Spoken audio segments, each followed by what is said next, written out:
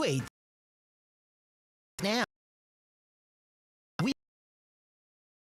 Safe, because protecting what matters most shouldn't be complicated or expensive. Call 833-283-5050 to get your free home security system and professional installation today. Sloman's Home Security, protecting families nationwide. Call 833-283-5050 to get your free home security system and professional installation today, or visit slomans.com.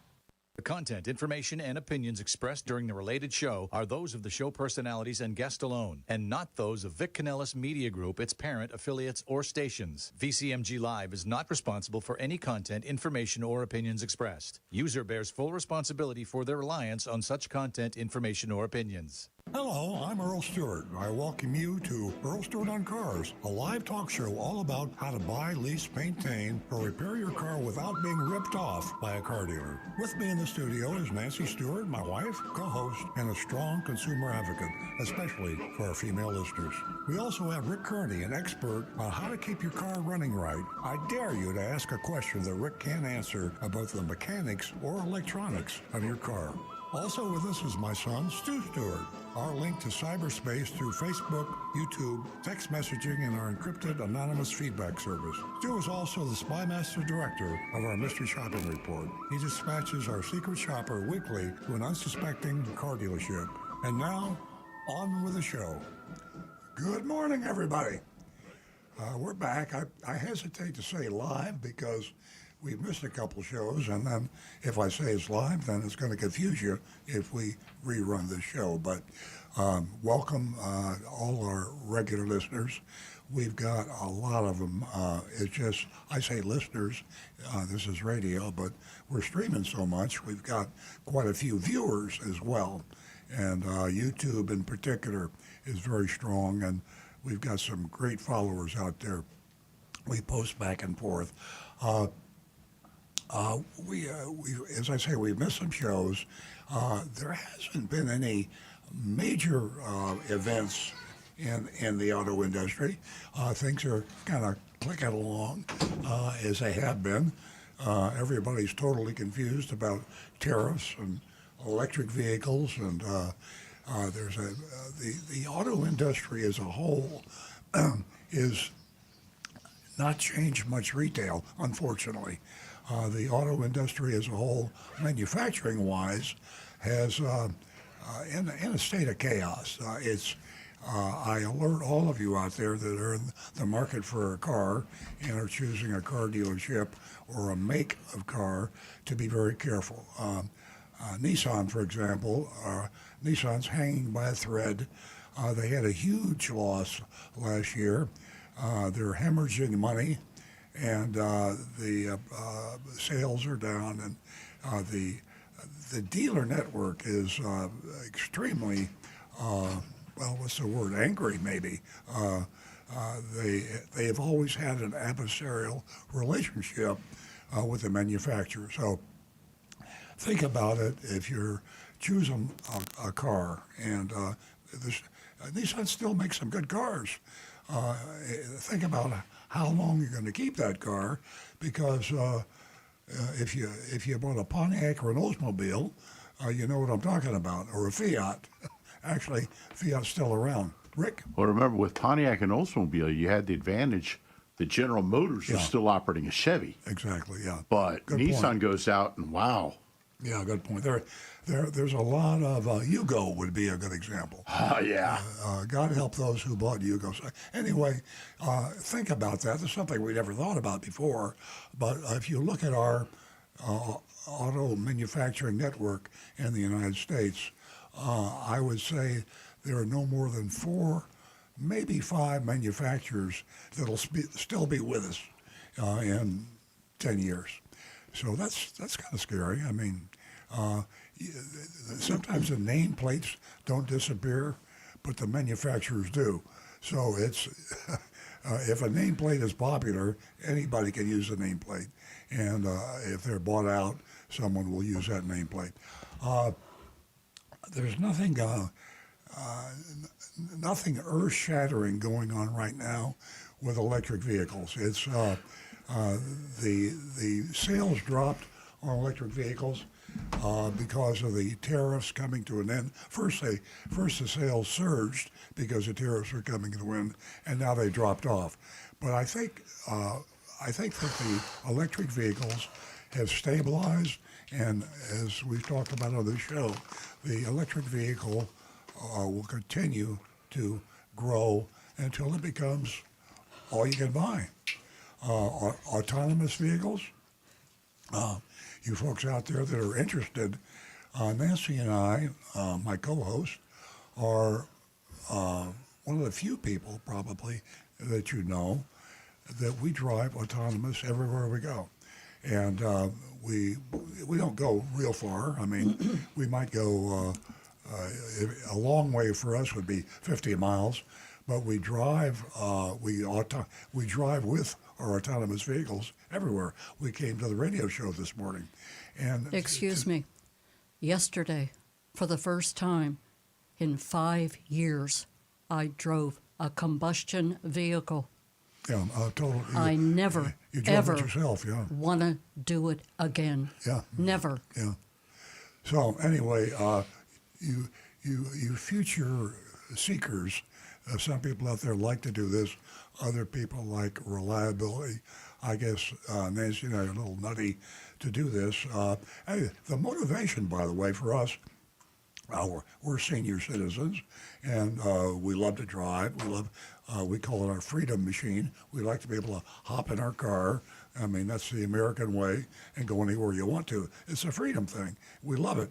And when you get to be our age, every time your driver's license comes up for renewal, we think about that too. We just both got just about a year or so ago, renewed our driver's licenses. And we were sweating a little bit, to be honest with you. The driver's test can be a challenge when your neck won't turn all the way to the right or left, and your eyes aren't quite what they were, and your hearing isn't quite what it is. So we have a large audience out there that are kind of in our shoes. And I can tell you, if you have the courage to try an autonomous vehicle, and it takes courage. I mean, I'm not going to kid you. I'm a little nutty, and I got a lot of courage. I kind of dragged Nancy along with me, and she came along, and now she's convinced.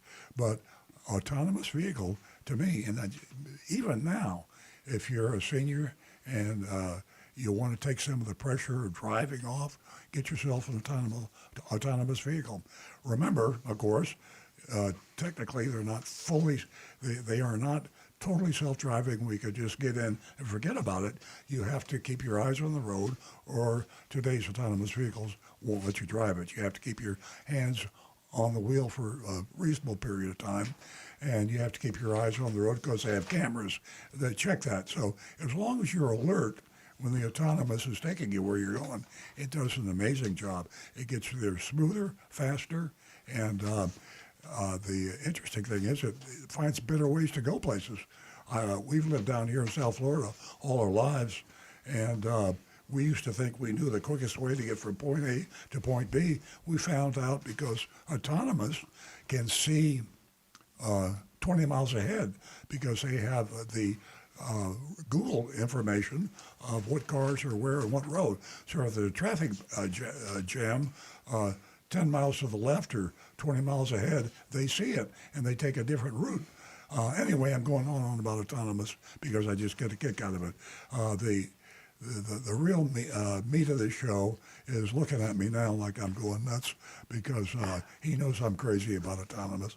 Rick Kearney is our certified diagnostic master technician, and the nuts and bolts of this show is to help you today, not next week, and not 10 years from now. We all like to hear about the exotic stories of what's going on in the auto industry, but if you want to get your car fixed without getting ripped off, if you have a maintenance issue, if you're thinking about buying a car and you test drove it and there was a strange noise or odor, Rick Kearney is the guy. And Rick Kearney will give you a free diagnosis. You describe it as closely as you can.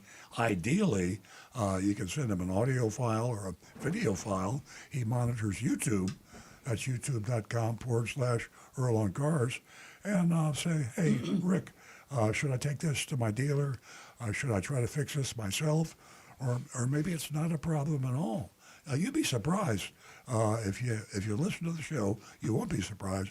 Rick Kearney knows his stuff. And he's been doing this for over 25 years. So he ought to know how to do this stuff. With all that, call in. We have 877-960-9960. 877-960-9960. That's our call-in number. Nancy Stewart is looking at me right now, and she monitors the phone. She has her laptop there, and when the call comes in, We got to move. and we got to move. Yeah. So let's 772-497-6530. Ladies and gentlemen, we do have callers. I want to let the ladies know that we have a special offer for you, $50 for the first 2 new lady callers. We also have a mystery shopping report to get to, and that's from West Palm Beach Nissan. 877-960-9960. 772-497-6530. You'll need that number to vote on the mystery shopping report from West Palm Beach Nissan.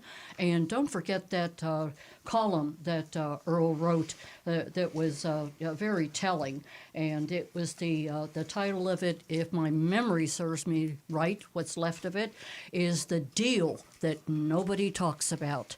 Take a look at it if you haven't seen it. That would be in the Florida Weekly, and it will be in the Hometown News. We are going to go straight to Jake. Thank you for your patience, Jake.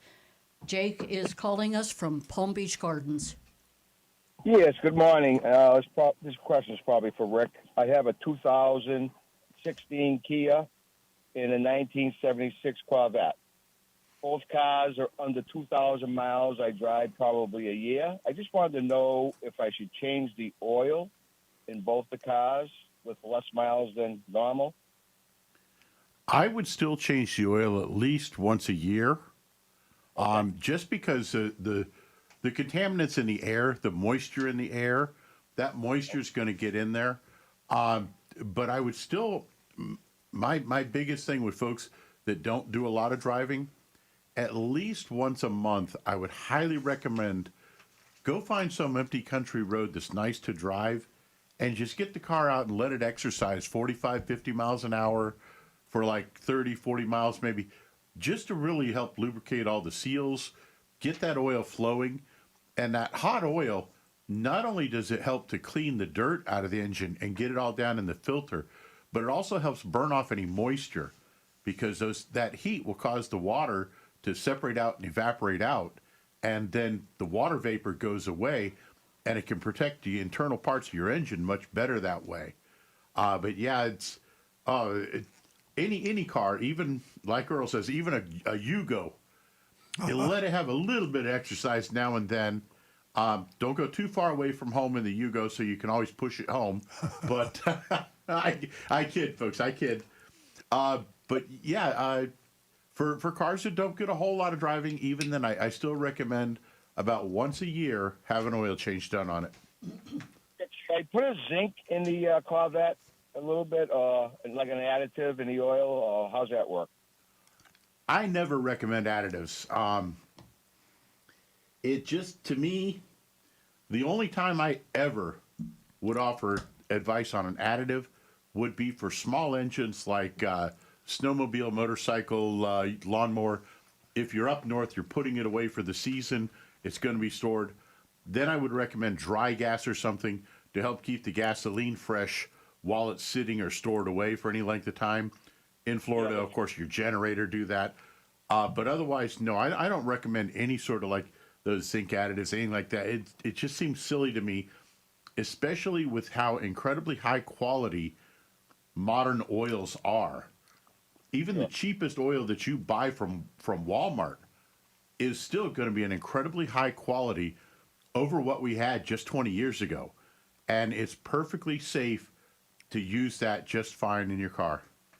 So when I leave Florida for 6 months, I use this product called Star Tron for the fuel. Have you heard about it? Stop what? Statron. Stop. Statron. Spell that, will you? T-A-R, Tron. T-R-O-N. Statron. Carcon. Yeah, it's a fuel additive for the ethanol of today. You know? I don't know if you ever heard of it. Statron. I have not heard of that one. That's a new one on me. Yeah. Now, you know, the purpose of ethanol in the fuel really is to help stretch out the fuel a little bit. It's supposed to. It's supposed to help act as a bit of a cleaner. And it's, my opinion, really, it's anything over 10% ethanol, it's snake oil. But what the ethanol will do is alcohol will act as an emulsifier between water moisture and the fuel. And it will actually allow any small amounts of water moisture that's in the tank, the alcohol will bond with it and bond it with the fuel so that it can be burned through the engine without killing the engine. So alcohol actually helps to remove water from the fuel, tiny amounts.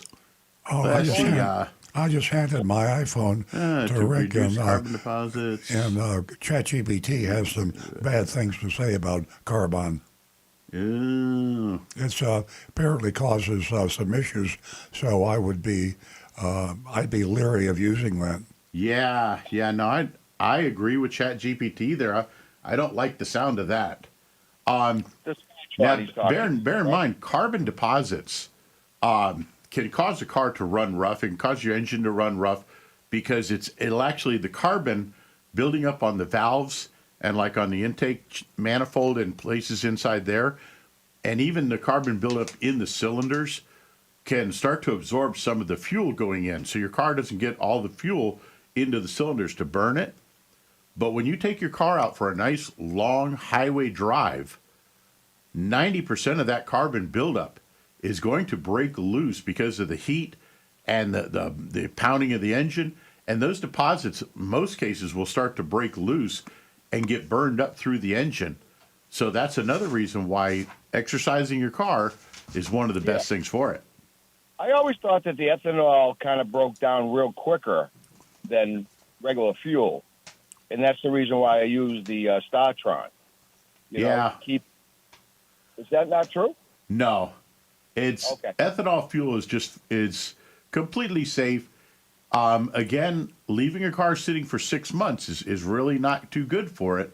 I know. But it's a lot of us, or some folks, that's just the way they have to do it. If you don't have someone that can come over and at least just start the car and let it run for a little while once each month, or take it out for a good test drive, someone you trust, then, you do the best you can. Just run the tank. I know some people recommend fill it all the way up. Some recommend empty it down. I would just check opinions on the internet and see what feels best to you. I appreciate it. Thank you so much. Anytime. 877-960-9960. You can also text us at 772-497-6530. And Earl has some interesting news later on in the show from California. And I'm sure you're all familiar with Governor Gavin Newsom. And it is very interesting news, so you want to stay tuned for that. Also, I mentioned at the top of the show the West Palm Beach Nissan Mystery Shopping Report. You'll need the number 772-497-6530 in order to vote with us on that Mystery Shopping Report. And remember, ladies and gentlemen, car payments are sky high right now, so it's very important that you do your homework. Check on the model, the price, incentives, financing, everything before you go into the dealership, if you have to go into the dealership, which you don't. Knowledge is power, and it's right in front of you on your computer. We are going to go to John in Palm City. Good morning, John. Good morning. I'm sorry I missed the last live show. I was on vacation, and I heard that Marty was on asking for me. And the good news is that Napleton is no longer at that dealership. They changed hands. Thank God for that. Well, I didn't know that. That's great news. We didn't know that, John. Yes, that's what I heard. I heard that. What was your source? They said that. Didn't they say it on the radio when I was on vacation? I believe so. Absolutely. Yes. Yeah, that's what I was told by my friend. But anyhow, I have a question for Rick. How many years ago did you entered the car repair world? About? Let's see. I actually started working on cars. Now, if you want to talk just professional level, Yes. 1994. Okay. What I want to ask you, originally, it was your source was not. There was no internet. There was no videos and different sources to learn. Mm-hmm. It was probably from the book or just learning as an apprentice. Am I right? Mainly. My deities, the ones that I worshipped, Chilton, Haynes, several others like that, and even Car Repair for Dummies. Okay. I love the Great American Bookstore, and I would find auto repair manuals everywhere, and just search through them for whatever I needed. I'm glad you mentioned that because I still have the Thompson Repair Manual, 1936 to 1956. The reason I had to learn, I was 14 years old, and a woman gave me for nothing, if I cleaned out her garage, a friend of my mom's, a 38 Lincoln Zephyr, four-door sedan, and frozen engine. So they warned me. The woman said to me, I'll let you know that my mechanic said the engine is seized completely, so I'm still giving you at no charge for your services. And that's how I learned. I took a year and a half to rebuild the engine. I had to get a guy in. I didn't want to take the block out. That's a long story, but he honed the cylinders, and it was really of a bombing engine. That wasn't the good K engine that Lincoln had. That was a small V12. Pistons were like the size of a 50-cent piece. But anyhow, that's how I learned. And it was Thompson Auto Repair Manual. You mentioned the others, Chilton. Many companies made the books, and that's how you learn. Yeah. So it goes back to the old school. So probably Earl himself, when he wanted to learn something about it, was all through the books or library or at the dealership, with his dad. That's right. But, yes, but what I want to mention, talk about the old days. Earl talked about what dealers used to pull way back when, and Earl himself was involved, but I don't think he ever heard of this one. When I lived up north, a dealer in Massachusetts, in order to get people to buy the cars from him, he worked with a salvage yard, and when with the salvage yard, late model cars that were totally wrecked and went to the crushers. He took the titles, the ownership, on he put it in his books. There's a Pontiac dealer now, and gave people credit, sales tax credit, as a trade-in, which was a bogus because there was no so I don't know if Earl ever heard of that one. But guess what?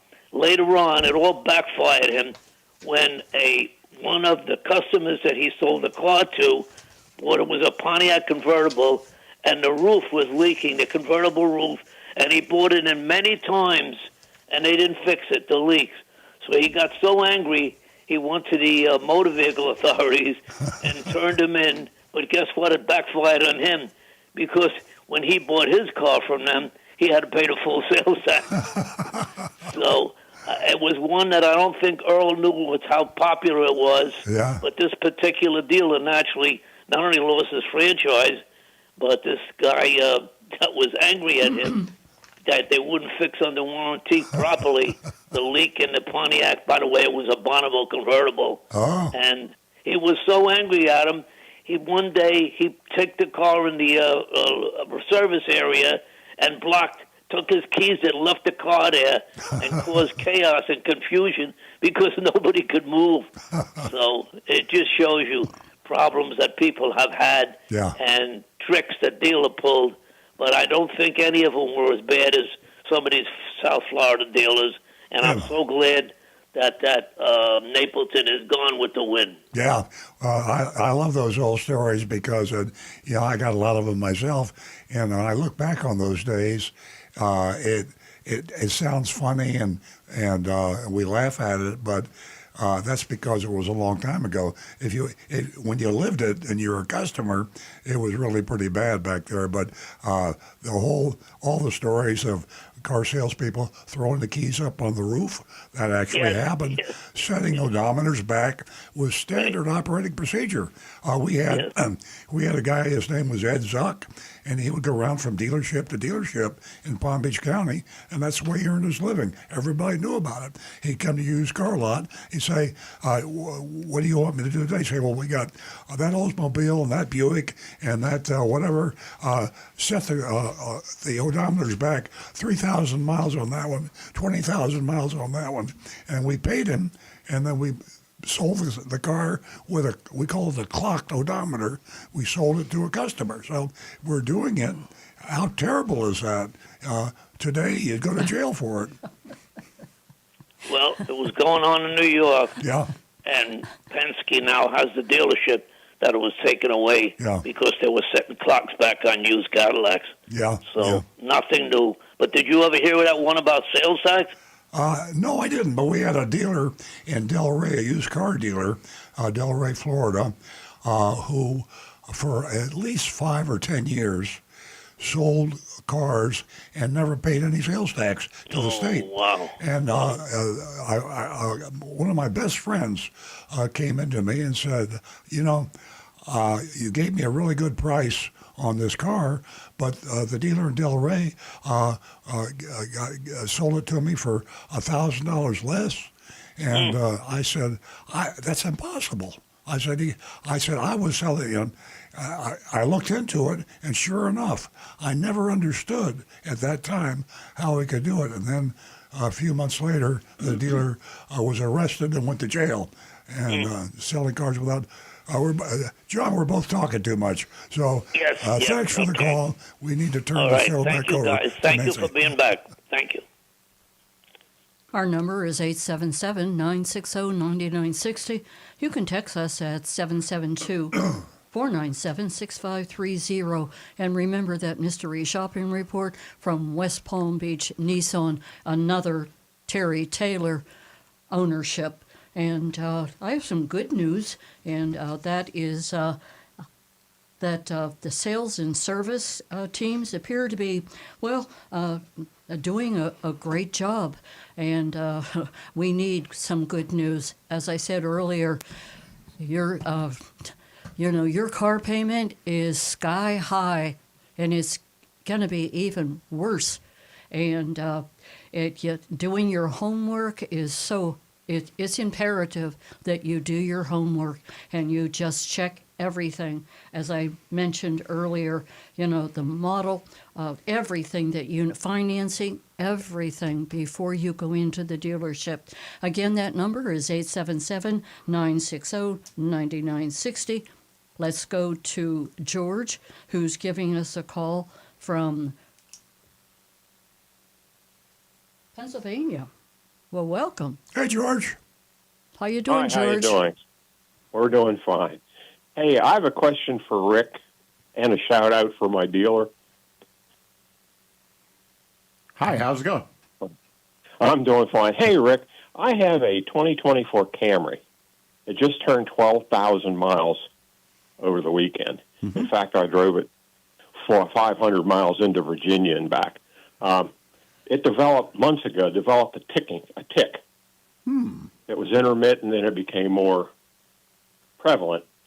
It's not dependent on engine speed, nothing. So this is where the dealer comes in, but I have a question. I took it to my dealer on Tuesday. They called me Wednesday, and I have a burnt rod bearing. Wow. Yeah, that's what they said. My oil changes. I do it myself, but I do it at mileage-wise, it's 5,000 miles, and age-wise, it's every 6 months. Okay. But I wondered, my question, and now the dealer, they're great. It's Fitzgerald Toyota Chambersburg. They're great. They're going. The car's at the shop waiting on a new engine right now. Yeah, But- well, 12,000, But 100% warranty. yeah, but my thing is, guy had no answer last time I talked to him. But if it's a burnt rod bearing and everything in there's turning at different RPMs, well, it was a constant tick. It didn't increase or decrease with speed or anything. That sort of baffles me. Do you have any insight? That is odd that it would say constant like that, because obviously the connecting rod is absolutely going to be changing speed on the speed of the engine, because it's bouncing up and down. I mean, Right. this is basically the device that changes the up and down motion of the piston into the circular motion of the of the crankshaft. So the fact that it was only doing it just continuous but without changing with engine speed, wow. I know. I'm wondering how they would I have linked that down to being a connecting rod bearing. Obviously, they disassembled the engine and they found some damage. Yeah. Um, They dropped the oil pan and started to look after talking to somebody at Toyota Inc. So. Yeah. Well, once you lower the oil pan to where you can visually see the connecting rods for the most part, you can tell quickly by discoloration on the rod itself. You'll see a discoloration that tells you there's a problem with that rod or the bearing. But all I can guess is a minor issue in the factory somewhere, and somehow a bad bearing got through. Odds are you're never going to have that issue again, because, of course, they've probably made, 500,000 bearings since then, or 500,000 connecting rods since then. Yeah. So the odds that you would ever see that happen again are astronomical. That's crazy because, like I said, I put 600 miles on the car down into Virginia and back, and the car just ran absolutely perfect. Yeah. Well, I mean, let's hear it for the Japanese engineering then. If you've got a car that with a bad bearing in the motor can still run a 600-mile drive and run beautifully for you. I mean, that to me is impressive. But yeah, I'm glad they're taking care of it for you, and hopefully they've got you a rental car for the time while it's getting taken care of. Yeah, sure do. Excellent. That's the sign of a good dealership. They're standing by their customers. Yeah, I just checked that with ChatGPT, by the way, and they did a, Chat, they moved with the speed of light, and Chat said that there's no record or any mention of such a issue, and it was just a black swan event, just a one-off. Yeah. Yeah, a piece of dirt blocked an oil passage. I mean, who knows? Yep. So. Well, Okay. I'm glad they're taking care of that for you. All right. Thank you. Thank you, George. Thank you for calling. 877-960-9960. You can text us at 772-497-6530. And I gotta have to remind you, ladies, in this male-dominated industry, you've got to let your voice be heard. Know what you can afford before you even walk into the dealership, before you even set foot on the lot. You have to take ownership of what you need, what you want, and you must let your voice be heard. This morning, I'm offering you $50 for the first 2 new lady callers. Give us a call toll free at 877-960-9960. And remember our mystery shopping report from West Palm Beach Nissan? You can text us with your vote at 772-497-6530. We are going to go to John in West Palm Beach. Good morning, John. Good morning. Got a chance to call early this week and get to the radio station to hear you guys. I wanted to share something that I learned about 2 weeks ago about my car. It's a Tesla. I've had Teslas for 3 years now. But the one thing that I did not realize, I don't have full drive. I don't have FSD. All I have is the cruise control. Mm-hmm. And I did not realize that I can put cruise control on in stop and go traffic on 95 and not have to do anything. Yeah. I always thought of it, like the older cars, any other car, you got cruise control and it turns off. Yeah. Whereas the Tesla, it just goes ahead and follows the traffic. The car in front of you goes and stops. And, Yeah. Makes you a little nervous the first few times, doesn't it? No, it didn't. But because it always kept that. I've got it set for like 6 feet. Following 6 feet with the car in front. Yeah. It just sometimes when when traffic starts to pick up like to 20 or 30, and then someone cuts into that 6 feet and the car puts the brakes on. Yeah, it's really amazing. You sound a little bit like me. I love high tech, and to see it put into 3-dimension real world. Every time I get in I'm driving a Cybertruck now, and every time I get in the Cybertruck or we get into Nancy's, she's driving the Plaid, Tesla Plaid. They're just it's like going to a movie because the cameras see everything, and we can put it on hurry, or we can put it on chill, which is slow, or just standard, and our autonomous vehicles will get us anywhere we want to go faster and safer than we can drive ourselves. So you're just seeing the beginning of it. If you ever get up into FSD, you'll see what I'm talking about. And John, do you have any idea how many cameras I have in the Plaid? No. Don't you have 8 or 9? 8, yeah. 8.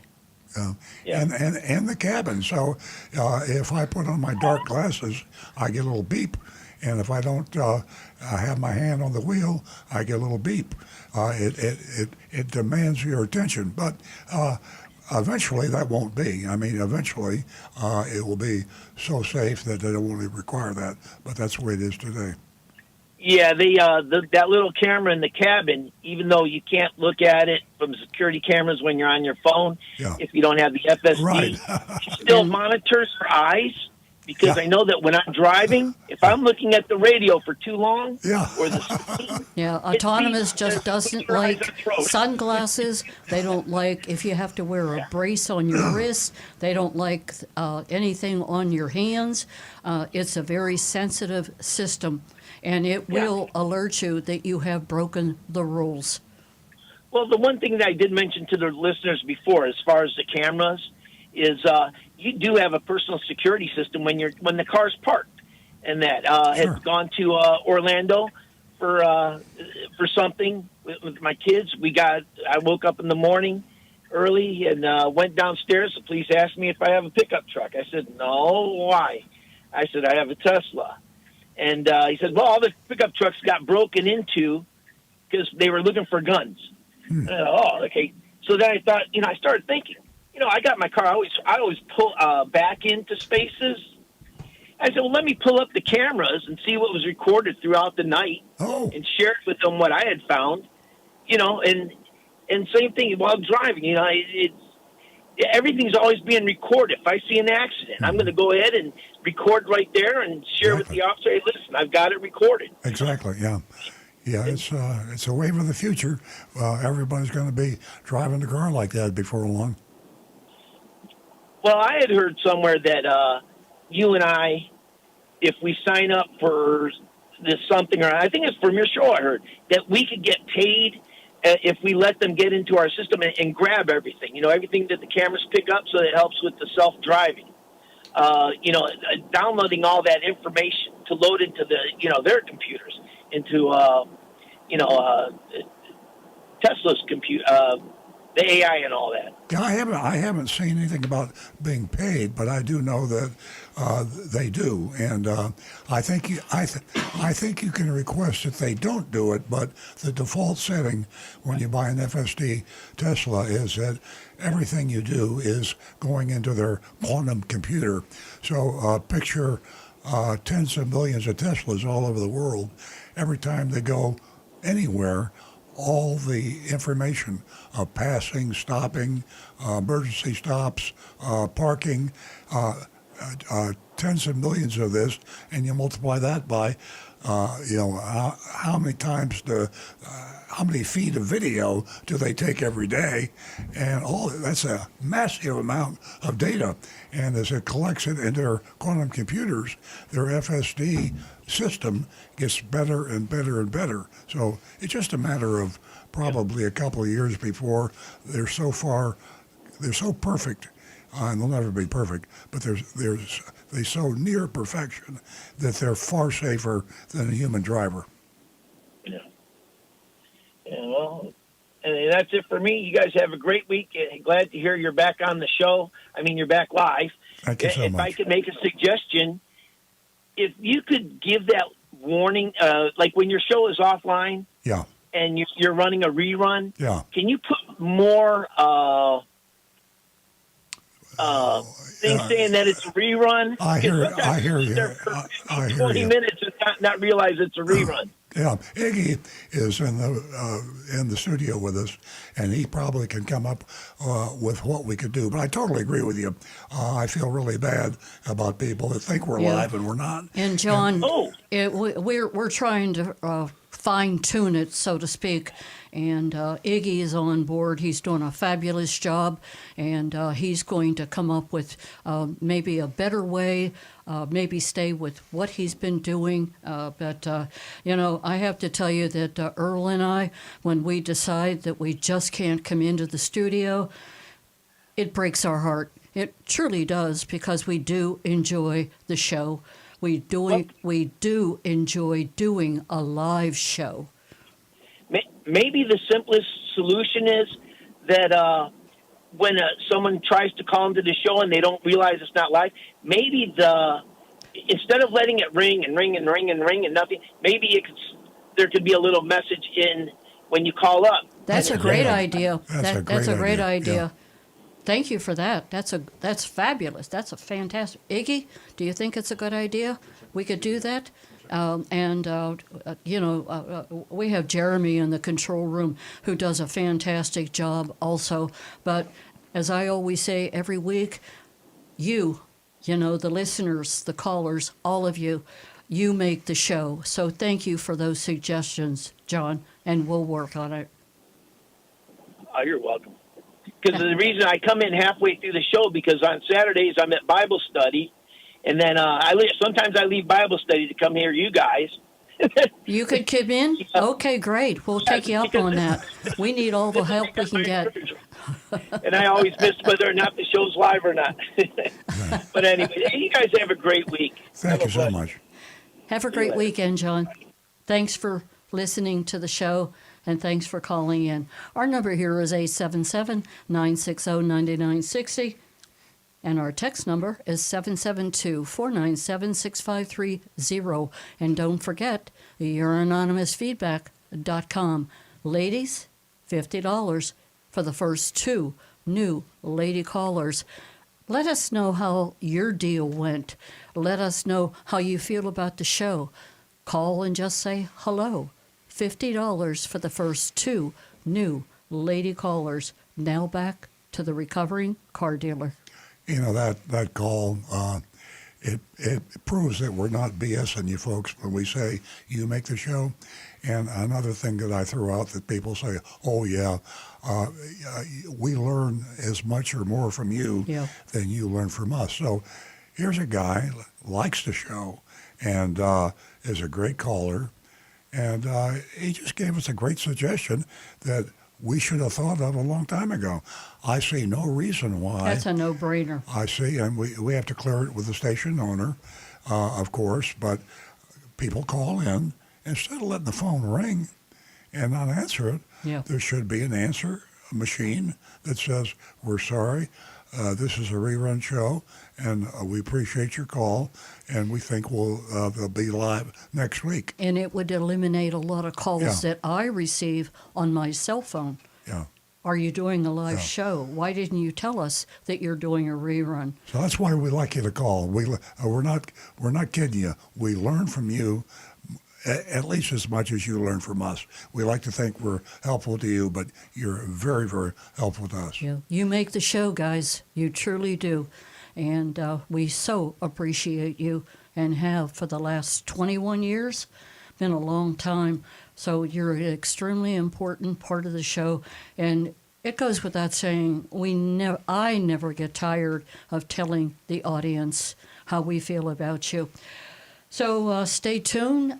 Take a look at the mystery shopping report at the, I'm going to say about 9:30. It's from West Palm Beach Nissan, and it's a very interesting mystery shopping report. And we have a lot to get to on as far as Amazon is concerned. Earl is going to talk about that. And I was also, Earl's going to talk about the governor of California and what he is doing to, well, help the consumer. Back to the recovering car dealer. Well, as long as you mentioned the governor of California, that is, you know, a lot of people kid people from California, and you know, there are a bunch of nuts out there, and you know, they kid them. Are you talking about my sister? Well, no. But California is controversial, let's put it that way. And it's always kind of, the fact of the matter is, it's always been a trendsetter. And when something is considered radical, you can look at it two ways. One is just flat nutty. The other way is maybe they're ahead of their time. But I got to hand it to the governor of California. His name is Gavin Newsom. I don't know him, but he vetoed a bill that everyone was confident was going to go through that added an increase to the dealer junk fees in California. The dealers in California had lobbied the legislature so much.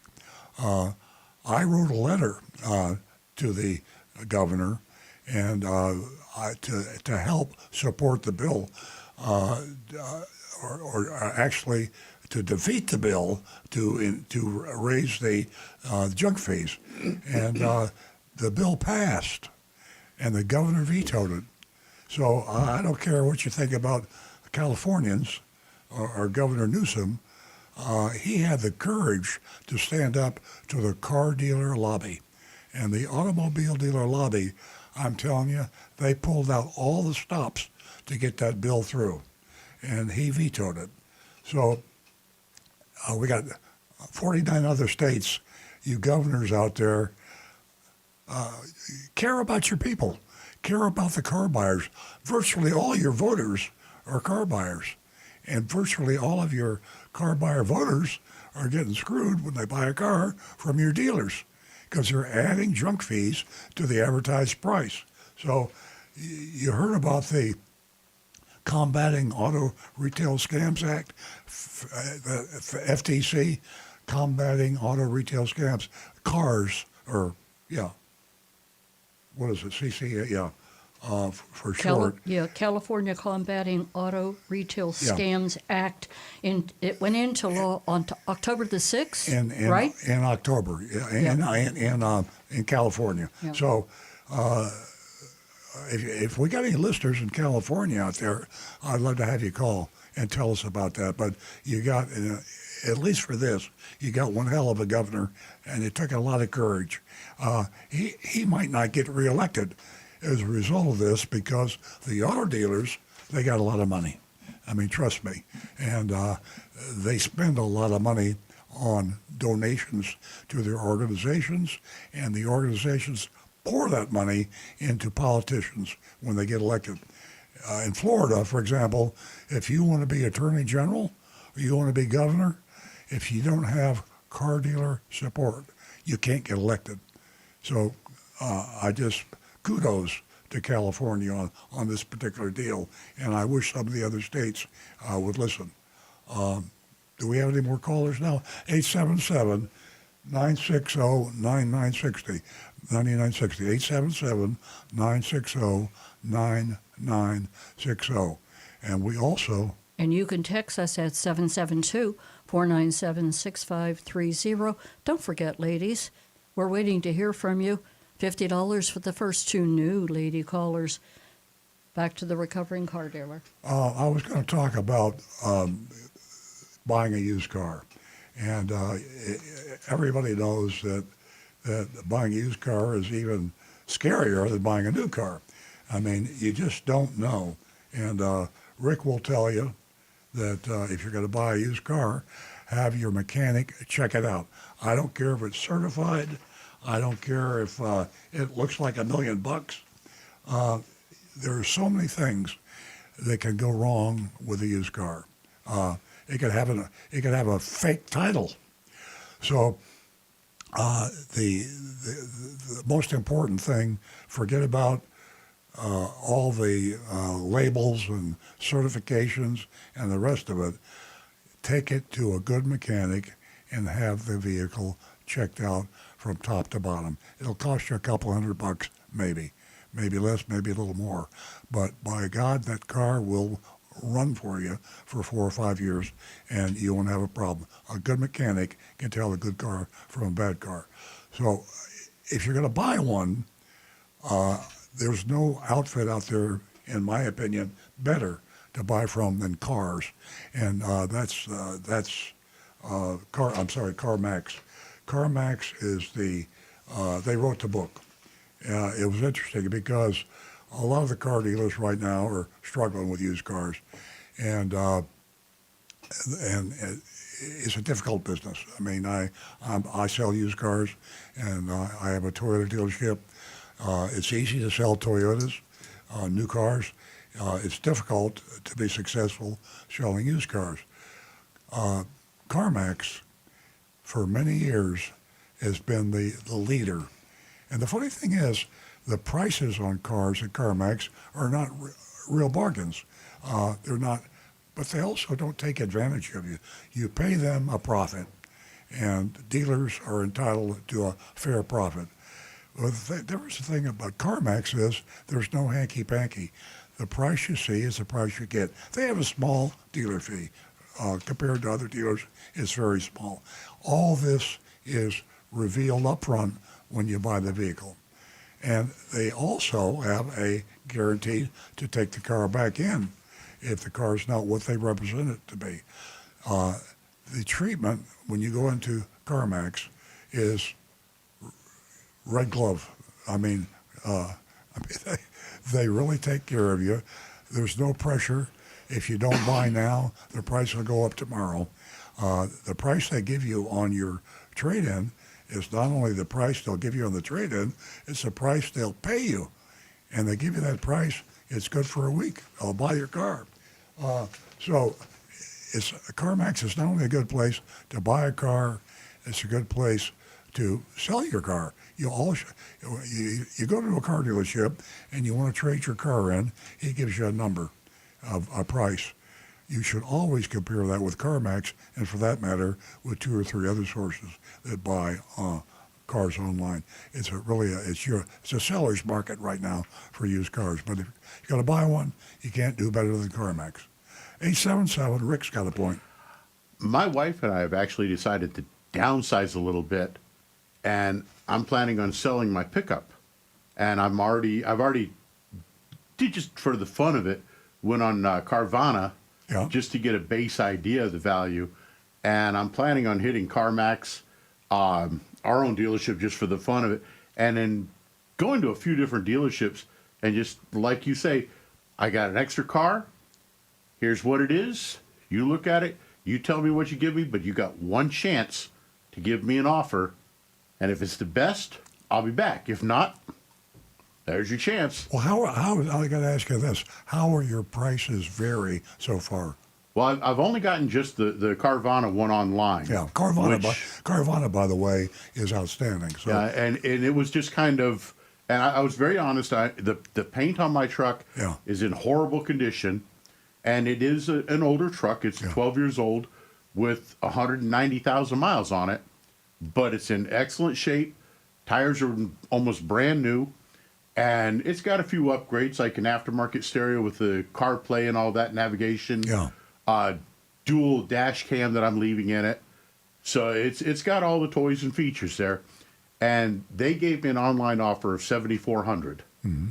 And so I'm going to starting on Monday. I'm going to go around and hit a few places. Oh, that's great. And see what I can get for an offer. So, Oh, that's great. Well, you'll be like our mystery seller. that was something I was thinking. It might be an interesting thing that I think we can that's a great run this idea. out next week. The thing I used to do years ago in the dealership to make my used car manager and all the other people in the dealership that appraise cars feel humble is I'd have a meeting and I would take a car out of the service department, a customer's car, and with the customer's permission, and I would have it in the drive.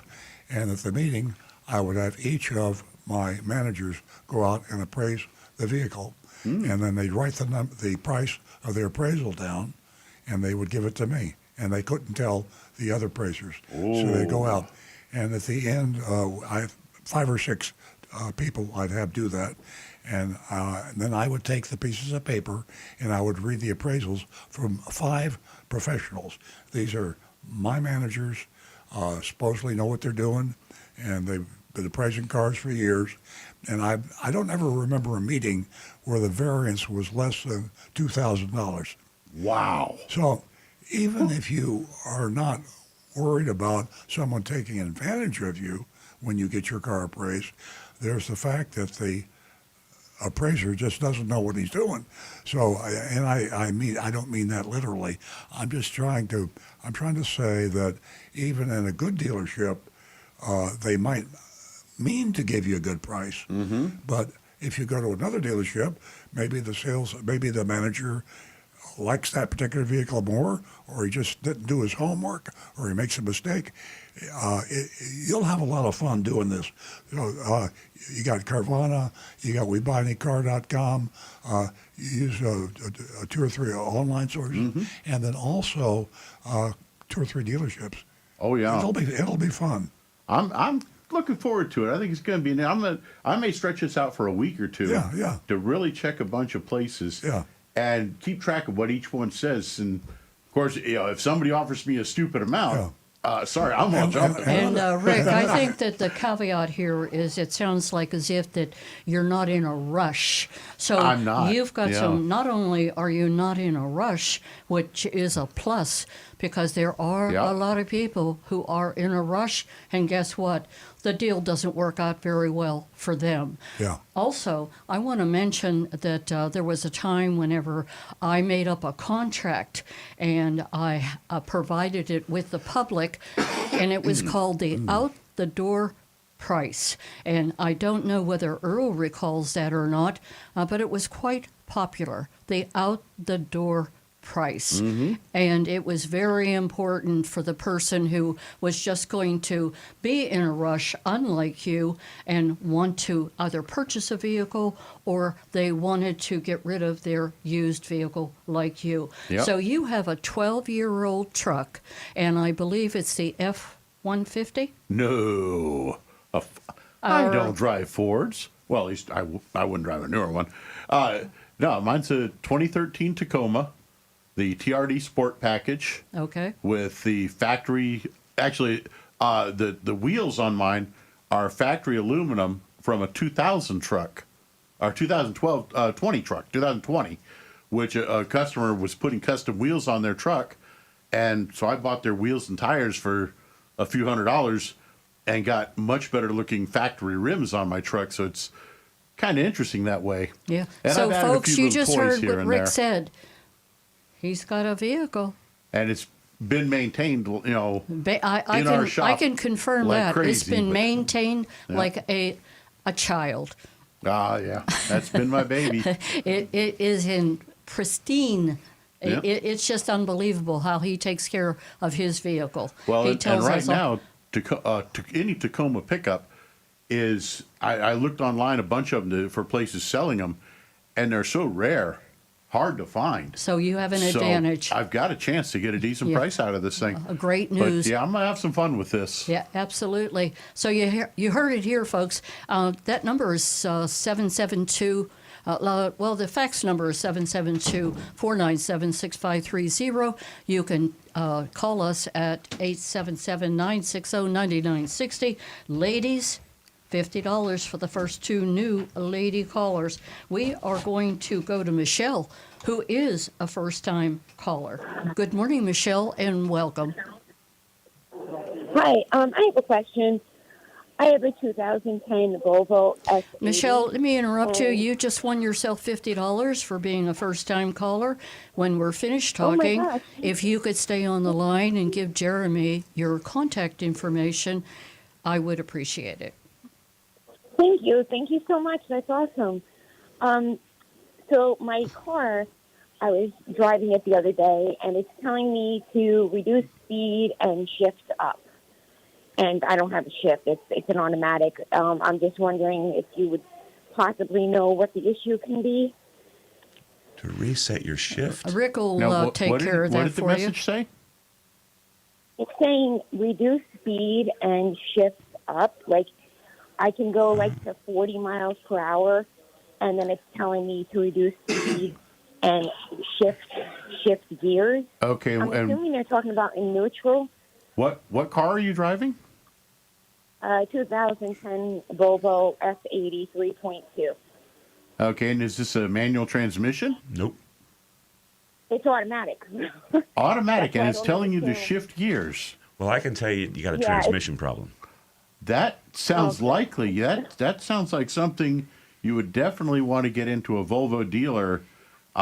Unfortunately, that's European cars are a one thing where I am very, very ignorant and lacking on experience. So you failed Swedish in high school. I didn't even try the second version of it, but yeah, it's actually true because Stu and I went to high school together. But yeah, Volvo cars. Yeah, I got an A+, yeah.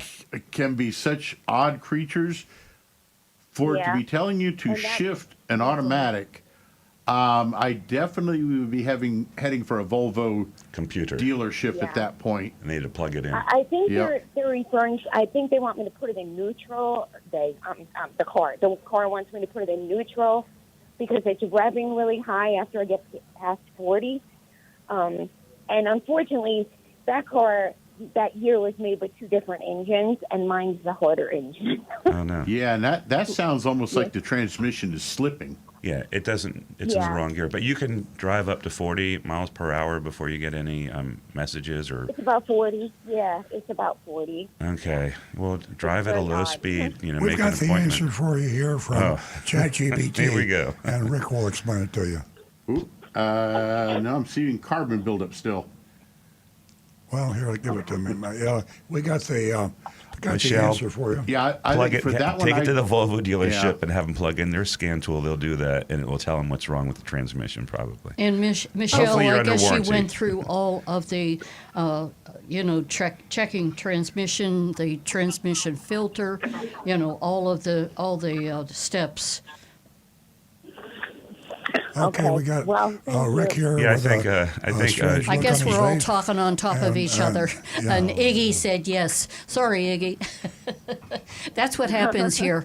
We're trying to get an answer for you, and Rick is. Michelle, the answer is to Making take it to the faces at Volvo me. dealer and have it plugged in at Yeah, the I service got it. department. Okay. But they want to tell you the technical Yeah. details according to the genius. I'll tell you in what, artificial intelligence. Michelle, ChatGPT definitely says, to avoid any hard driving. Rick has had a stroke, and he can't talk. So I'm gonna take. I was just waiting for a clearer moment here, but Earl, I'm going to tell you here, ChatGPT is totally wrong. Okay. Because it says you may see this behavior, shift recommended in a Volvo, and usually this is normal. No, I think it's completely abnormal How much you for want to what bet? she's describing. I'll bet. I agree. I'm with Rick. I got agree. $70 And cash in my Michelle. pocket I'll put down right now, but if the I'm car is looking at over my revving at sister. 40 miles an hour, there's definitely an issue going on in there. because everybody else doesn't have any faith in ChatGPT. I'll tell you, the way they communicate this to you is poor, and they need to correct this. But it's just saying if the display shows a little plus sign or an arrow while you're driving in economy mode, it's simply the system suggesting an earlier upshift to maximize fuel economy. Nothing to worry about. Except for you can't upshift in an automatic. Okay, now I'm going to throw another direction here. I Donovan, tried asking the car too. I tried asking the car, like, what do you want me to do? I'm looking at the shifter going. I have like 5 options: park, drive, neutral. Yeah, I think you got one option. Take it to the here's- Volvo dealer and have them plug it in. Here's a different one. Donovan from YouTube, this guy knows cars. I got to meet this guy one day. We got to sit down and have lunch, Donovan, because he says, for the caller, you need to change all the coil packs. It's not the transmission. 2010 Volvo S80, reduced speed, shift up. This is a common issue as the cars age. Change the coil packs. It's nothing to do with the transmission. Easy peasy. I honestly, Well, thank you, John. I would trust Donovan.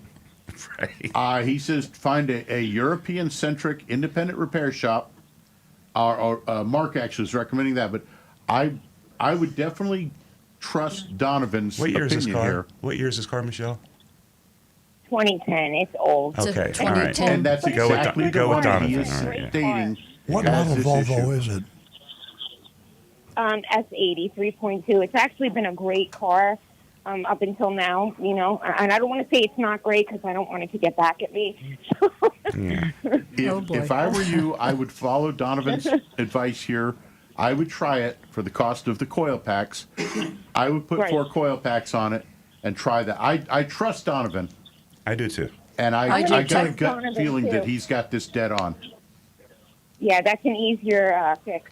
Yeah. So I'm going to trust Donovan too. Thank you, guys. I Okay, hey, appreciate you. Michelle, do you want Donovan's phone number? Oh, sure. No, Hey, you can just hey, jump on Michelle. the YouTube stream and That's you can my chat sense there. of humor. Michelle, thank you so much for supporting you. my platform. It's extremely important, you. Michelle. Please spread the word. The ladies are will. extremely important. We have a lot of financial power in this male-dominated industry.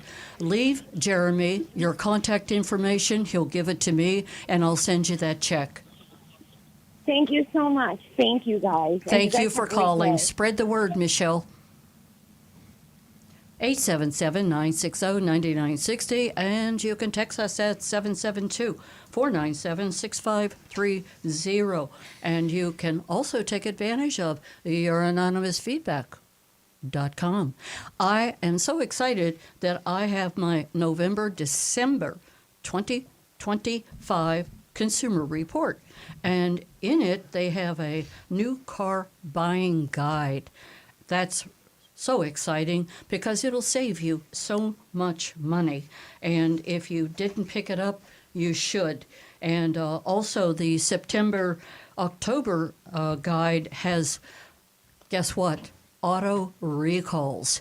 And boy, I'll tell you what, that auto recall guide is interesting. So you want to pick up that Consumer Nancy. Report. We're going to go to... Real quick, I just want to touch on the recalls. I don't know if this is in the news coming up, but Toyota, we just got a big announcement, a big recall on backup cameras.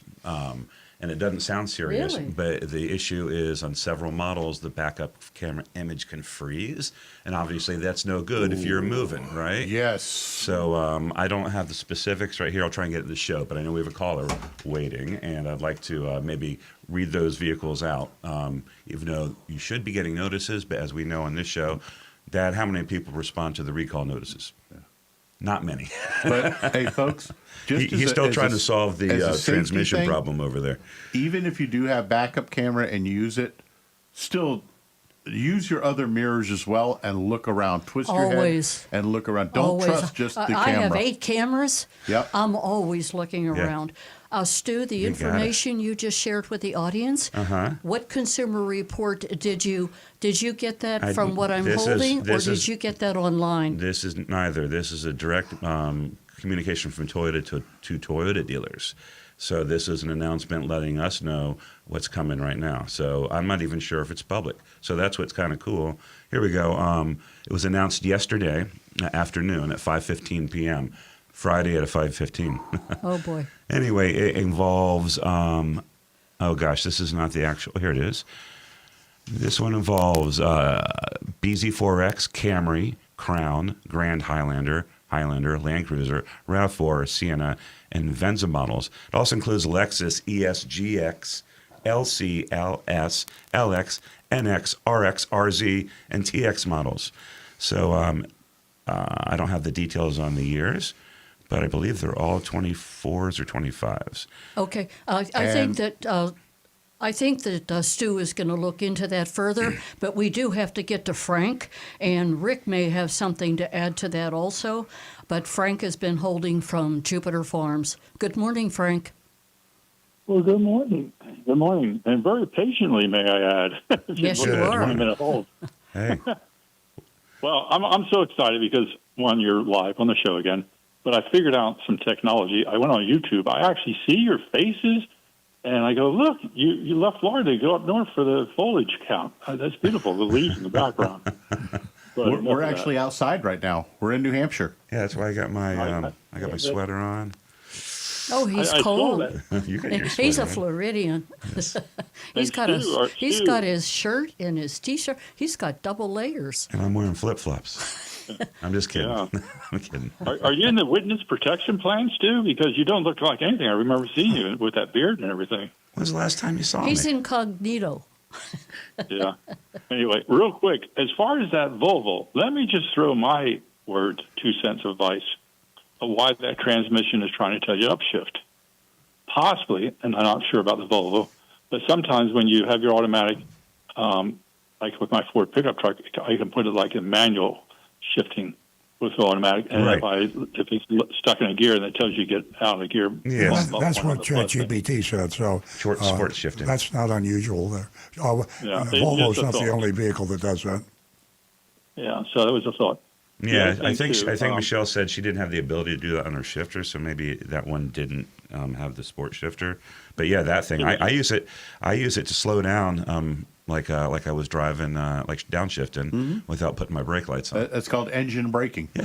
Yeah, I do it all the time. Yeah. But 2 quick things. I'm trying to get some of my friends, especially the women, to call in about some of the problems they're having with General Motors with their batteries just stopping in the middle of nowhere. It's like in an intersection over at Terramarsh Grove. They're on US 1 in Juno Beach, right south of Donald Ross. A couple of the workers there, they've had some General Motor products that they just stopped. One stopped the other day in Abacoa, and the tow truck driver says, you're the 6th tow I had. When the battery gives up, it just gives up. There's got to have a recall. Something's going on. Wow. But I'll have them call you directly and give you all the details. And the other thing with Rick, with his truck selling like that, I go, what a great, because several months ago I decided to upgrade from my Mercedes E350, Mercedes-Benz 212, that was in fabulous condition. And 3 or 4 of the dealers, the max they were going to give me was $3,000. And this had all new Michelin tires and 120,000 miles. And luckily, your friends at the Lexus dealer there in Palm Beach, they threw another 5,000 more on top of it. So instead of being 3,000 trade-ins, it became Palm Beach, yeah. Palm Beach, yeah, Lexus. The lady that runs it, she knows you guys very well. Yeah. They think highly of you. Well, They yeah, think highly of that? Yeah, they're good. JM's the And one last, yeah. Go ahead. And one last thing for my wife's Audi. We're still trying to get the leather seat replaced, even though they said we were going to do that several months ago. Supposedly the parts have not come in from Audi, rather. Right. I don't know how long that's going to take. So You got it in writing, right, Frank? yeah, well, more verbal than anything else. But I tell you one thing that did help. I was sitting there when we were discussing things, and I used your advice, what Earl told us. I used, the nice approach and everything else. And but when I mentioned something about Earl Stewart, all of a sudden the first thing they go, "Oh, you mean the guy with the red telephone?" And I go, "Well, he's been around." So Earl is very well known, but we shall see how it all works out. Yes, they should see him right now. He's got his red telephone in his hand. That's right. Yeah. There you go. Frank, are Anyway, you we're coming back. to the anniversary party? No, when is that? I didn't hear about that. I've been out of town for several weeks. That'll be on November the 18th. It starts at 5:30. You guys better Wow. be And there. where- It's at the No, where's dealership, that yeah. gonna be? You haven't heard about he's the been out of town. 50th? We went out of the country. I was in New York. I was hoping to do a mystery shopping report. Oh, that's We were on two America, back-to-back Frank. cruises. That's in the United States. Oh, it doesn't God. seem like No, it no. sometimes. It's no. I mean, we went on a cruise for 3 weeks. But I mean, it was nice. We went up to see the daggum fall leaves, and because they didn't have the rain last year, I mean, I see more colors behind you than I saw on a 3-week cruise. I mean, it's incredible. But I'll come to the dealership. That sounds great. I was just up there and got to see the leaves changing, and it was beautiful. It was like raining golden leaves in Brooklyn. Frank, send me your contact information. Do you have my cell phone number? I'll make sure you get an invitation. No, I would love to be there. I've just, you guys have been really a very big. I can hardly hear you. You do need my cell phone number? Yes, Nancy. 561-386-6498. You're a little bit muffled. No, I'm just kind of old. I had the doors open, enjoying free air conditioning. Anyway, 561-386-6498. It's our 50th. We're celebrating Earl's 50 years in the business on November 18th from 5:30 to 7:30, I believe. Right, Earl? Yeah, and we can only accommodate about 120 people, and so we're talking right now to 20,000. Or more. Yeah. And everybody's going to show up. No, I will definitely be there. Room. You guys have been a very high point in my life, and thanks, Frank. I actually bought several cars between my family and everyone else. And we've worked on some other extracurricular stuff too for exactly car related. You guys have been fabulous. Exactly. But I want to make sure everybody knows that it's not Earl's 50th anniversary in the business. 50 years at Toyota. 50 years. 50 years with Toyota. With Toyota. Real quick. I know how you one time said you wish you had a Lexus dealership. And you can meet some people at the anniversary party from Southeast Toyota. Mm-hmm. Okay? Oh, good, because I heard Toyota's supposed to be having a $150,000 car coming out at the end of the year. Toyota is. Yeah, they're talking about it's a car that they sell in Japan. And it's the same car that the Emperor drives, and it's kind of it's like a Rolls Royce, kind of a Toyota Lexus thing, and they're talking about bringing it into the United States. That'd be kind of as a Toyota or fun a Lexus? to see. As a Lexus. Yeah. Well, Frank, if you find a Lexus dealership for us, let us know. And when you come to the party, we'll get all of our friends to lobby the Toyota people and say that they're demanding that Earl Stewart gets a Lexus dealership. Well, Frank, you gave me my birthday's on the 14th, so I'm just be a few days after my birthday. I'll bring a cake for you all. All right, give us a slice. Frank, you gave me a good idea, by the way, on the theme of our callers. The idea of a tow truck driver telling you about problems with cars. Who would know better about car problems than a tow truck company? And we're going to look into that.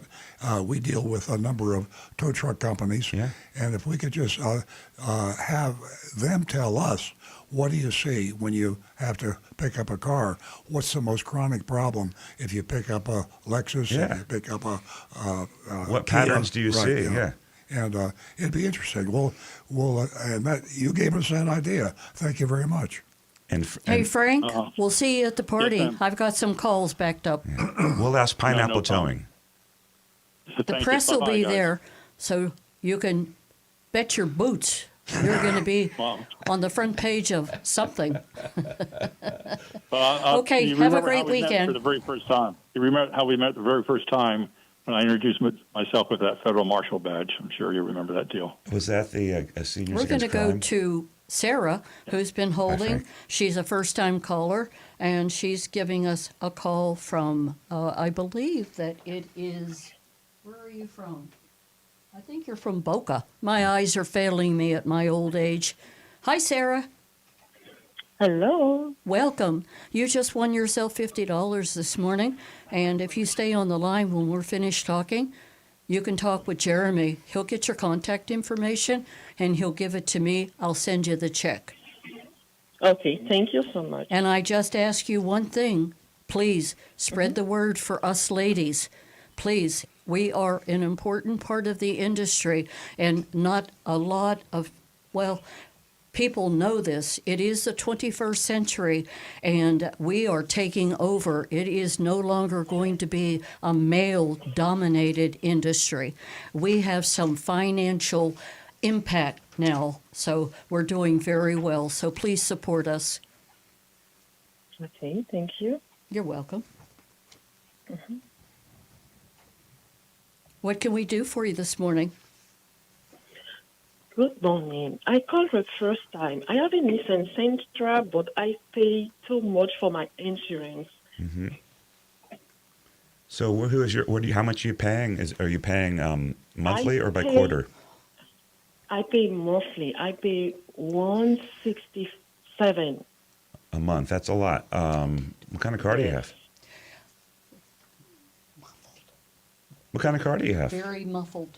I have Nissan Sentra. Nissan Sentra. What year? Not you, him. Yes. What year? A 2121. 2021. No, 2021. A 2021 Nissan Sentra. Yes.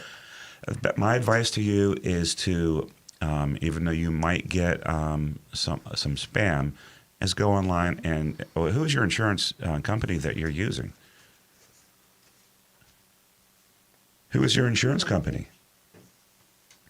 Jetco? I think it's Jetco. Geico, okay. They're Yes, pretty good, but you could check out other insurance companies and give them your information about your car, and then they will give you a quote. And I just, as just general advice to follow, I would do that regularly. We've experienced, we know from our experience that regularly shopping your insurance companies will get you a lower rate. There's people that pay too high for too long, and it just takes a phone call or going online. I think that's what you ought to do. Okay. But that is a lot. I agree. I don't want to get too personal. We're on the radio, but how is your driving record? Have you had any accidents or speeding tickets? No. Then there you go. So without anything like bad on your record that's going to give your insurance companies a reason to give you a higher rate, you can shop it. Another thing you can do is look at your policy. You might have extras added on that you don't need. So take a look at, you have things like rental car coverage. For all I know, you might have hotel discounts put in there. I don't know, but just make sure that you're only paying for what you need to cover your car. Before you cancel your rental car coverage, I do want to remind you is that nobody thinks they need it until they need it, and they're stuck in a rental car that they're paying for out of their own pocket while their car is in a body shop getting fixed for 6 weeks. So that can be very expensive. So I would think hard about the rental car coverage, but go and shop it, because I'm telling you right now, if you call Progressive, I mean, it's likely you're just going to get it. Might not be a huge rate cut, but just shop around, and that's the best bet. And that's what you should do. Okay, thank you. All right. Well, thanks for calling. Hey, have any Sarah, other questions? Thank you so much. Sorry I couldn't chime in. My hearing device is not working properly, but I do appreciate your call. You will get that $50 if you do leave your information with Jeremy. And I hope to hear from you soon. And most of all, please spread the word that we are a part of this industry. Okay, thank you. What information? Have a great weekend. Okay, you too. 877-960-9960, or you can text us at 772-497-6530. And don't forget to jot that number down, because you will need it to vote on the West Palm Beach Nissan Mystery Shopping Report. Now back to the recovering car dealer. Well, we've got the mystery shopping report coming up. We're not going to start right now, but You want to talk about Amazon and Hyundai and? Yeah, Amazon. That's a good. The cool thing about Amazon is they are progressing carefully toward expanding their dealer network. So the regular listeners know that Amazon has Hyundai established now on certain dealers. There's about 15 or 20 states that have Amazon Hyundai dealers set up. Florida is one of them. And certain dealers within Florida, you can go online with Amazon and buy the car with a out-the-door price, which it's a good price, but isn't necessarily the best price. The cool thing about the Amazon price is you can shop and compare it out the door. The article in Automotive News about Amazon was that they've learned that some of their dealers are just shouldn't be dealers, and they're talking. They're getting feedback from Amazon customers who did not buy. They got the price on Amazon, and they wanted to buy it at that price, but when they went into a particular dealership, the dealer, guess what? Junk fees, dealer installed accessories, addendum labels, all the nonsense that you'll hear about pretty soon on our mystery shopping report. But I'm glad to see that Amazon is still moving in that direction, and it could even be better than before, because like Costco has a members-only way to buy cars. And if you buy a car today, I say use the Costco auto buying program. Join Costco if you're not a member. It's only $65 or $75 a year to join Costco. And once you find a Costco approved member and you know the rules, you need to call Costco and find the dealer, and Costco will tell you what you should do, which you go in and you ask to see the Costco prices. And the Costco prices, by contract, must show you all the charges, and the price must be lower than the price Costco will sell that car to anyone for. So if you buy a car through the Costco program and you insist that the dealer follow the rules that you will know, because Costco will tell you, you get a hell of a deal on a Costco car. Amazon will be the same way. Once Amazon has their dealer network in line, and right now, unfortunately, it's only Hyundai, we've applied, and they're also expanding their used car network, and we've applied for that too, my dealership. When that happens, just think, how cool will this be? You just go online to Amazon, and you pick, when they're finally established with all the dealers, any car you want, you buy it on Amazon. And that price is a firm out-the-door price. So you don't necessarily have to buy it. You get the price on Amazon, and then you can shop it yourself. Shop it with Costco. That would be great, getting Amazon going back and forth with Costco. That's the way real purchase of anything except cars is today. If you want to buy a refrigerator or a TV set, you can shop it till you're exhausted. There's enough retailers of refrigerators that you can spend days getting out the door prices. Now you'll have Costco and Amazon for an out the door price. Yeah. Isn't it interesting that the Costco program was supposed to be, perfection? But the car dealers have found a way to take advantage of the consumer. Yeah. And it's a sad situation because you have to be so involved with your purchase. I don't care if it's Costco. I don't care if it's Amazon. It can fail today. And the car dealers are finding ways to take advantage of the consumers. And in this day and age, and everyone listening knows it, it's a tough deal out there. Your payments are sky high. The dealer is trying to take advantage of you any way they can. It doesn't matter if it's a dealer fee or if they're trying to add on some features that you don't need. I think everybody gets my point. You really have to be careful. I don't care whether you're dealing with Costco or Amazon. Oh, Rick? Johnny C. Fradley just asked, if you don't like the car, do you return it to Kohl's? To Kohl's.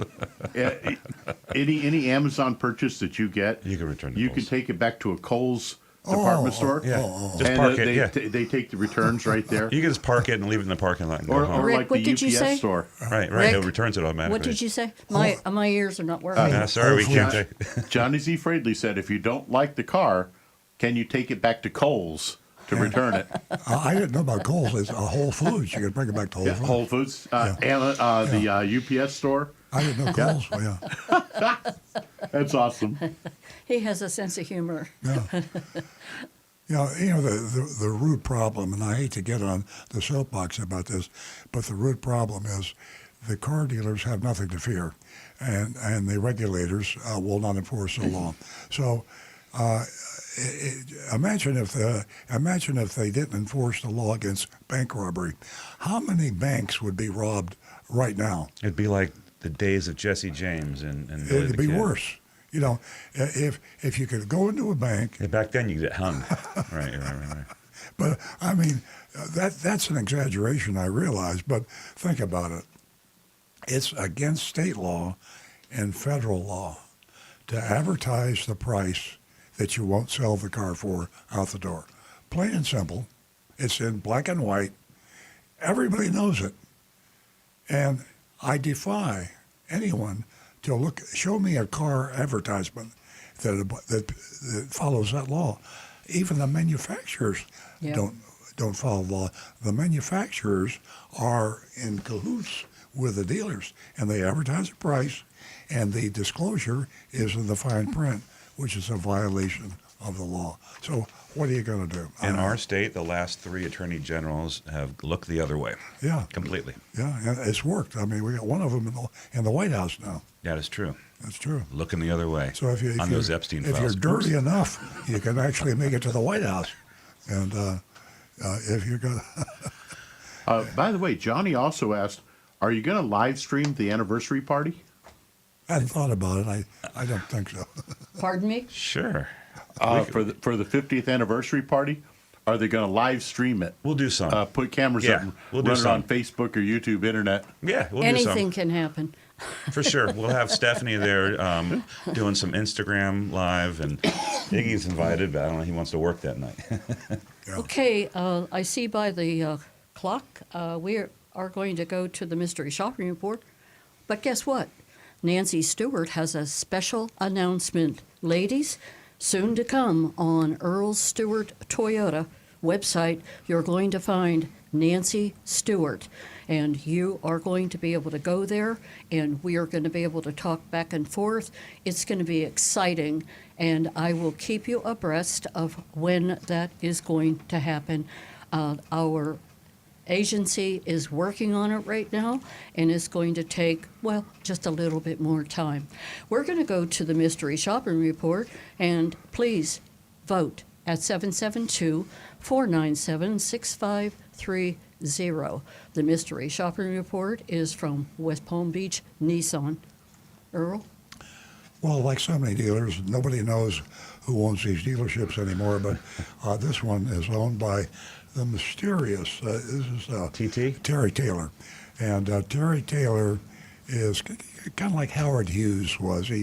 He's of course, Terry Taylor is probably not a billionaire. He might be. He's ephemeral. Yeah. And he just buys up cars, dealers, and leaves the other name on there. He lives in Palm Beach, I think. And he probably lives in a lot of places. He probably has homes all over. But Monte Carlo. Yeah, Monte Carlo. Yeah. So that's part of the problem with the car dealerships today. Part of the many, many problems is that the guy that owns it doesn't know what's going on. And, of course, in many cases, they don't care. And there's that legal thing that people should understand. It's called plausible deniability. And plausible deniability is what a lot of these car dealers are hoping, the owners, when their dealership gets caught with their hand in the cookie jar, they say, oh, I had no idea. Well, it's true. Yeah, you use plausible deniability. Yeah. Your salesperson just kicked me in the butt. Yeah. I didn't know that. Yeah, exactly. What can I do about that? Yeah. So here we are with West Palm I-95 Nissan, owned by Terry Taylor, and it's changed hands. I guess did it used to be a Napleton store? I don't know. I don't know. It's I-95 Nissan, West Palm Nissan. There's 2 different names. Yeah. Their website says i95nissan.com. At any rate, just for the record, Nissan is hanging by a thread, and this got nothing to do with Terry Taylor or the dealership itself, other than the fact that I said at the beginning of the show if you're going to buy a car and you're going to keep it for a long time, and the good news is today the quality is so good in cars. If you buy a car today, a new 2026, 26, remember, I know it's 2025 calendar year, but 26s are being sold. I'd buy a 26 if I were going to buy a new car today. Except for a Fiat. Yeah, right. And that car probably would be around 20 years from now. Easily. Okay, so if you're going to buy a car that's going to last 20 years, it'd be nice if the manufacturer lasted 20 years. Nissan ain't going to last 20 years. So How long have they been in trouble? I mean, I've been hearing about this forever. Since World War II. Several years. Yeah. It's just getting worse and worse. Ever since the luggage and the... Oh, you're talking about the Great Escape. You're talking about Carlos Ghosn, Yes. the CEO that escaped, fled to Beirut. He's in Syria. Or Beirut. Iran, Beirut. Yeah, to Lebanon. He's in Qatar. I don't know. You know, He's people, moving fast. If We don't you know made where a he is. movie about that, no one would believe it. So you're telling me the CEO of Nissan was going to be arrested in Japan, and they put him in jail, and he broke out of jail, hid in a trunk, and they put the trunk on a plane to Lebanon. Beirut. And that's how he got away. You say, you're making all that up. That's a true story. It is definitely a true story. Which has got nothing to do with what I'm talking Everybody's about. been talking. But Well, it's- you're talking about Nissan. But it's still a being great in story. trouble. At any rate, we're back on West Palm Beach Nissan. Speaking in the first person as if I were the mystery shopper, who happens to be Agent Lightning. Does a superb job. Oftentimes shops with her whole family and literally buys cars. She's bought A lot of cars. a lot of cars, yeah. So she's a car buying fool, and She bought one for us. amazing It's a win-win. mystery shopper. Yeah, we got it on Amazon. I arrived mid-morning and was greeted by a very nice salesman named Stevens, S-T-E-E, threes, S-T-E-E-V-E-N-S. And Stu thought that was significant because he wrote this. And so it piqued my curiosity. So I checked with ChatGPT, and this name goes back 2 millennia. But I'm not going to get into that. But it is interesting. Did you say ChatGPT or did you say Coach? Well, that's my personal name. It was originally in Aramaic. Yeah. It's pronounced Stevens. Coach, for all intents purposes. We had to build an extra room on the house. He stays with us now. Stevens welcomed me and said, "Happy Halloween." That's how current the shop was. He asked, "So what brings you in today?" I said, "I saw some great deals online, and I wanted to come in and check out this online deal that I saw." And that's the way we do most of the shops, because the online price is the advertised price, and the law says you got to sell it out the door at that price. I was referring to their online listing for a new 2025 Nissan Pathfinder, and again, I'll back up and say new is a 2026 today, and 2025 is a year old already, so bear that in mind. Technically, legally, it's new. Yeah, you might get more incentives, but when you go to trade it in, you're going to get more on won't your newer car. offset the Right. depreciation. I was referring to their online listing. There was Pathfinder SV, MSRP of $41,980. The listing showed over $9,000 off. Now that'll get your attention. $9,000 off, and that's what the idea of the advertising, get their attention. He asked me for the last 6 digits of the vehicle identification number so we could get the keys and we could go check it out. I looked at my phone and read the numbers to him. A few minutes later, he returned to let me know he had the keys and was going to pull the car up front for me. It was such a cool day that I decided to wait outside. I only had to wait for a few minutes before he pulled up with the car, and we went for a short test drive. He pointed out that the fuel level was low, only 30 miles to empty. so we didn't go very far. But we still went over everything on the vehicle. He did with me. The good news, the Monroney label was in the right spot. And in South Florida, that's a miracle. We rarely see it. So you people who are voting out there, you could give them a thumbs up on that one point. Bad news is there was an addendum label.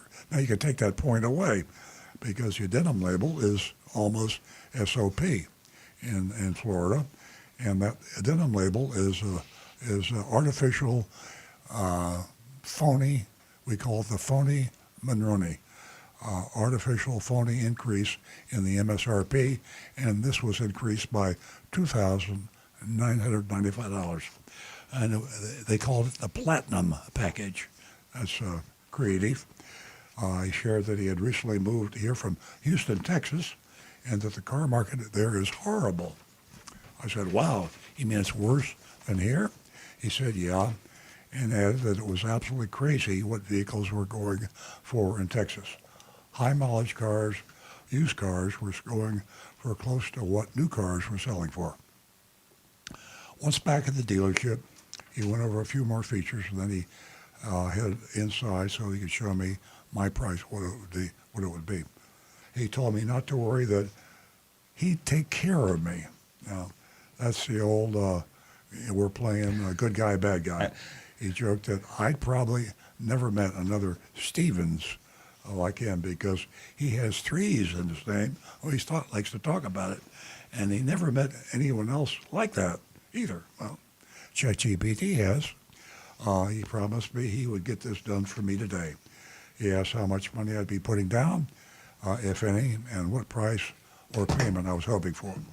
I said it's all about the out-the-door price, if any, and what price or payment I was hoping for. I said it's all about the out-the-door price for me. Let me see your best price. He said, good deal. I don't get this, Queen. Good deal, Queen. I'll just read it the way it was written. So what's Queen mean? That's like a compliment, like, yes, Queen, like you, or it's like, go girl. I've never heard that. Oh, yeah, it's very common. Oh, cool. Yes. You sound like you know what you're doing, and we both laugh. So if I was a guy, they would say, good deal, King.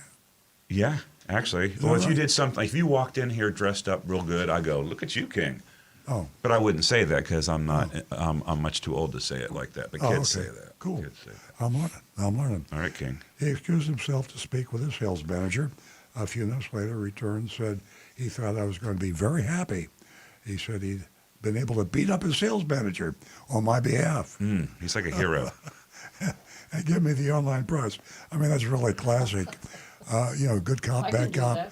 I wonder if they stole that from the cops. Good cop, bad cop, or did the cops steal it from the car dealers? I think the cops got it from the car dealers. You think so? Yeah. And the top line labeled market value selling price was MSRP $41,980. They took off $9,176. Wow. Just like the ad. Oh, everything is going to be okay. When money is easy, it's cheap. It's $9,000 doesn't mean anything, as you will find out. But then, guess what? Stand by. They added the Platinum Package for $2,495, $2,495, and $744 in taxable fees. And we all know that a taxable fee is a junk fee. And that means that if the dealer really pays that to the state or government, federal government, is a fee, it is a fee. If it's not, it's a phony fee. It's a junk fee. And it's taxable. Yeah, and it's not, no tax on it. He pointed out that while he could do the online pricing, they add a protection package to all their vehicles. So in other words, you can't do the online I mean, I just... Yeah. We could do the online price. Yeah, I mean... But we can't do the online price. It's like saying, yeah, we shoot all our customers in the leg. I'm sorry. Bam. I mean... That's what we do here. It's a policy. That's what we do. Hey, really quick, I have to jump in. That was an expression when you gave someone, back in the old days, if you gave someone a really low price, you'd call them shooting in the foot. They can't get there because it means they can't get very far. They keep thinking about that price. Anyway, to go on here, I looked at him and said, by the look on your face, you hate these packages as much as I do. You know, I'm on your side. You know, you're my friend. I'm honest, you're honest, and that mean old sales manager in there, he's trying to screw you and me. But between the two of us, we're going to win this. I mean, right, the enemy of my enemy is my friend. It's such a classic BS kind of a. People fall for it, I guess. They wouldn't be doing it. He said, I'll do whatever I can do to earn your business today. Even the verbiage. They don't want to sell you a car. They want to earn your business. Sell you a car, it sounds a little... It's a little invasive. I want to earn your business. So there's the classic language and technique. It's the last day of the month. And that's the first true thing I've heard in the shopping report. It was the last day of the month. It was Halloween. It was October 31st. But and that's we're it. really trying to sell you Anything goes. a few more cars to meet our quota. True. And that's one of the silliest things, but it's true. Car dealers, the last day of the month, you can get a better deal if you know what you're doing. If you don't know what you're doing, they'll tell you they'll give you a better deal, but they won't. So it works to your advantage if you're educated. And he also said, we probably need to sell more vehicles to meet our quota. So there's an incentive to the dealership, to the management, to the salespeople, whole lot of incentives on the last day of the month. That's true. So he says, well, I think we'll be able to help you out. They will be able to, but they're not going to unless you put a gun to their head. So I thanked him for his time and said, I need to talk to my husband and get back to him. We walked to the door together where a sales manager was standing, probably in the door. The manager thanked me for coming in and asked, how did Stevens do today? I said, he was great, very knowledgeable about the vehicle, and he has a great personality, but you probably already know that. Stevens said, indeed, let his manager know that I was very interested, but did not like the package deal they had added. The sales manager said, I'll tell you what, today's the last day of the month, and I do need to move a few vehicles. If I can earn your business, I'll take that package off today only. Today only. The classic, you know. Wow. I always flash back to Publix. I'll sell you that loaf of bread at half price, but you got to take that loaf of bread home today. It'll be stale tomorrow. I laughed, thanked them both, said I needed to speak with my husband and get back to them, and then I left. And there you have it. Mr. Shopping Report. Voting time. Tom Steckel wants to know if that's Queen with 3 E's. Mm-hmm. Queen. Okay, folks, remember you can vote at 772-497-6530. That was a mystery shop that you just heard from West Palm Beach Nissan. 772-497-6530. All right. First of all, I think that Terry Taylor would be very pleased with the shop. I mean, because it was a good deal for them. Okay, so I know it went all over the place with the discounts and then the adding of the fees, but just to put it into quick perspective, that $9,000 discount included $5,000 customer cash rebate from Nissan. So they took that off, and then they took off an additional discount. And then when they added all the junk back in there, they basically eliminated the Nissan rebate. So that means, yeah, they didn't get the full $9,000 off. They still got a decent deal, but it was almost like they were cheated out of the advertised rebate. That might have been one of the reasons. It is a reason a lot of customers will go in there because they're going to see definitely. about that. Yeah, and so you go in there. I'm getting $9,000 rebate. You see it online. I got a $9,000 off, possibly more. She got $5,000 higher than the advertised price about, and I didn't do the math exactly, but no good. So let's put it in context. Nancy didn't like to do that. It's West Palm Beach. We are at the upper end of of Sodom and Gomorrah. So I'm going to say they get a C minus from me, because I'm going to be normally it'd be a C, but a C minus is the same thing as a D plus. So it's called a D plus. That's what I'm giving them. Thanks, Stu. All right, we've got Bob in Maryland says, I would have said take the deal, put it in a trunk, and ship it to Lebanon. It's an F. Let's gave see him an F? Who we get else here on text. You said he gave him an F? An F. Okay. Yep. And we've got Mark H. says, I bequeath a kingly D for deception. Cram 1624 says F. Protect me from the platinum package. Brian Sidlatko says never buy a Nissan. F. T. Gillill says thanks, but no thanks. D. Johnny Z. Fradley says D minus. Joseph Kelleher says D. All the junk fees, reason for grade. Tom Steckel, C minus. Willing to take the forced package off the deal. Dealer fees are too high. Can you spell steel with 3 E's? Over here, no, the other channel's kind of quiet. And Anne Marie says a D from her, which, by the way, if we got time, I'd love to read her text. For me, I'll make time. This sounds like just a typical South Florida D. Yeah. South Florida D. I'll give my vote, but I want to give you what ChatGPT had to say. First of all, I forgot to tell him to A, B, C, D, F, but he did a really good job in terms of breaking it down. For example, price transparency and integrity, he only gave 2 out of 10, which was absolutely terrible. Yeah. And then he started giving better scores to greetings and first impressions, which we don't look at. So we need to train ChatGPT on the fact that greetings and first impressions are just a tactic to get you into the lion's den, and then they eat you alive. So it's almost better to be rude and abusive to at least scare the people from being sucked in to take the bad price. Can't you be totally rude in every sense of the word when you're dealing with Coach ChatGPT? Because AI has no emotions. But it remembers. And what is happening here is that everyone is giving their grade based on many factors. Mm-hmm. One of them is, that car salesman, whatever you want to call him, being rude and giving out this information that is, inaccurate.